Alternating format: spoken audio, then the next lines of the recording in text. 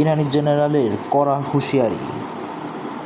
পারস্য উপসাগরের যুক্তরাষ্ট্রের অবৈধ নৌ অবরোধকে কেন্দ্র করে কঠোর হুঁশিয়ারি দিয়েছে ইরান। ইরানের শীর্ষ সামরিক কমান্ডার মেজর জেনারেল ওলি আবদুল্লাহি বুধবার এক বিবৃতিতে জানিয়েছে, পারস্য উপসাগর ও ওমান সাগরে সামুদ্রিক বাণিজ্যিক কোনো ধরনের বাধা সৃষ্টি করা হলে তার দাঁত ভাঙা জবাব দেবে তেহরান।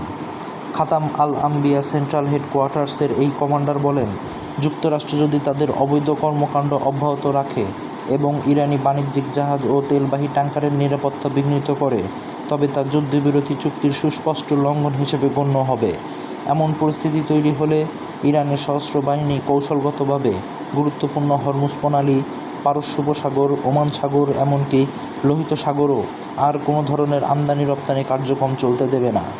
জেনারেল আবদুল্লাহি মার্কিন বাহিনীকে আক্রমণকারী ও সন্ত্রাসী হিসেবে অভিহিত করে বলেন, ইরানের জাতীয় সার্বভৌমত্ব এবং স্বার্থ রক্ষায় দেশটির সেনাবাহিনী যে কোনো কঠোর পদক্ষেপ নিতে দ্বিধা করবে না।